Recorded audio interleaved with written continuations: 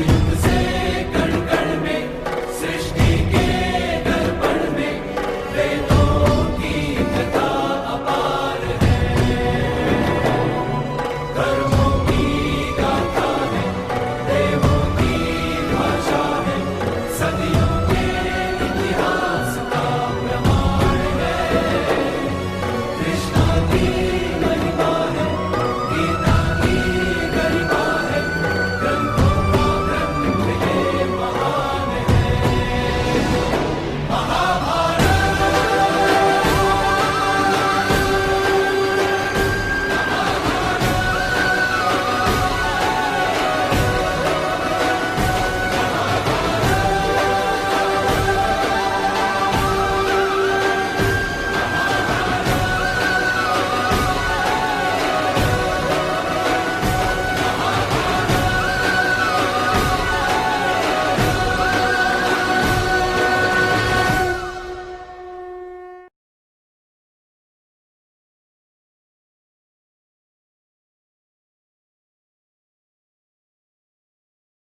नमस्कार मेरी online family, मैं आप सभी का मेरे यूट्यूब चैनल महाभारत कथा बाय अथर्व थ्योरी, इसमें मैं आप सभी का स्वागत करता हूँ।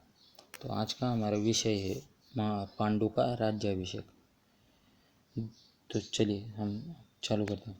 धृतराष्ट्र जन्म से ही अंधे थे, अतः उनकी जगह पर पांडु को राजा बनाया गया। इससे धृतराष्ट्र को सदा अपनी नेत्रहीनता पर क्रोध आता और पांडु से द्वेष भावना होने लगती। पांडु ने संपूर्ण भारतवर्ष को जीतकर कुरु राज्य की सीमाओं का यवनों के देश तक विस्तार कर दिया। एक बार राजा पांडु अपनी दोनों पत्नियों कुंती तथा माद्री के साथ आखेट के लिए वन में गए। आखेट मतलब शिकारी के लिए वन में गए। वहाँ उन्हें एक मृग का मैथुनरत जोड़ा दृष्टिगत हुआ। पांडु ने तत्काल अपने बाणों से उस मृग को घायल कर दिया। मरते हुए मृग रूपधारी निर्दोष ऋषि ने पांडु को शाप दिया, राजन, तुम्हारे समान क्रूर पुरुष इस संसार में कोई भी नहीं होगा। तूने मुझे मैथुन के समय बाण मारा है, अतः जब कभी भी तू मैथुन रथ होगा तेरी मृत्यु हो जाएगी। इतना बोलकर उन ऋषि ने अपने प्राण त्याग दिए। इस शाप से पांडु अत्यंत दुखी हुए और अपनी रानियों से बोले, हे देवियों, अब मैं अपनी समस्त वासनाओं का त्याग करके इस वन में ही रहूंगा। तुम लोग हस्तिनापुर लौट जाओ। उनके वचनों को सुनकर दोनों रानियों ने दुखी होकर कहा, नाथ, हम आपके बिना एक क्षण भी जीवित नहीं रह सकती। आप हमें भी वन में अपने साथ रखने की कृपा कीजिए। पांडु ने उनके अनुरोध को स्वीकार करके उन्हें वन में अपने साथ रहने की अनुमति दे दी। इस दौरान राजा पांडु ने अमावस्या के दिन ऋषि मुनियों को ब्रह्मा जी के दर्शन के लिए जाते हुए देखा। उन्होंने उन ऋषि मुनियों में स्वयं को साथ ले जाने का आग्रह किया। उनके इस आग्रह पर ऋषि मुनियों ने कहा, राजन, कोई भी निसंतान पुरुष ब्रह्मलोक जाने का अधिकारी नहीं हो सकता, अतः हम आपको अपने साथ ले जाने में असमर्थ है। ऋषि मुनियों की बात सुनकर पांडु अपनी पत्नी से बोले, हे कुंती, मेरा जन्म लेना ही वृथा हो रहा है, क्योंकि संतानहीन व्यक्ति पितृऋण, ऋषि ऋण, देव ऋण तथा मनुष्य ऋण से मुक्ति नहीं पा सकता। क्या तुम पुत्र प्राप्ति के लिए मेरी सहायता कर सकती हो? कुंती बोली, हे आर्यपुत्र, दुर्वासा ऋषि ने मुझे ऐसा मंत्र प्रदान किया है जिससे मैं किसी भी देवता का आवाहन करके मनोवांछित वस्तु प्राप्त कर सकती हूँ। आप आज्ञा करें, मैं किस देवता को बुलाऊं? इस पर पांडु ने धर्म को आमंत्रित करने का आदेश दिया।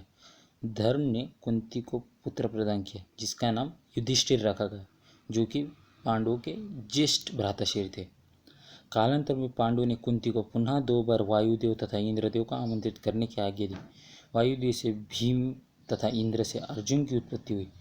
तत्पश्चात पांडु की आज्ञा से कुंती ने माद्री को उस मंत्र की दीक्षा दी।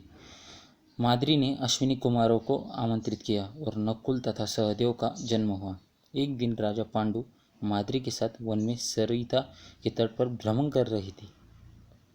वातावरण अत्यंत रमणीक था और शीतल मंद सुगंधित वायु चल रही थी। सहसा वायु के झोंके से माद्री का वस्त्र उड़ गया। इससे पांडु का मन चंचल हो उठा और वे मैथुन में प्रवृत्त हुए ही थे कि शापवश उनकी मृत्यु हो गई। माद्री उनके साथ सती हो गई, किंतु पुत्रों के पालन पोषण के लिए कुंती हस्तिनापुर लौट आई। वहाँ रहने वाले ऋषि मुनि पांडवों को राजमहल छोड़कर आ गए।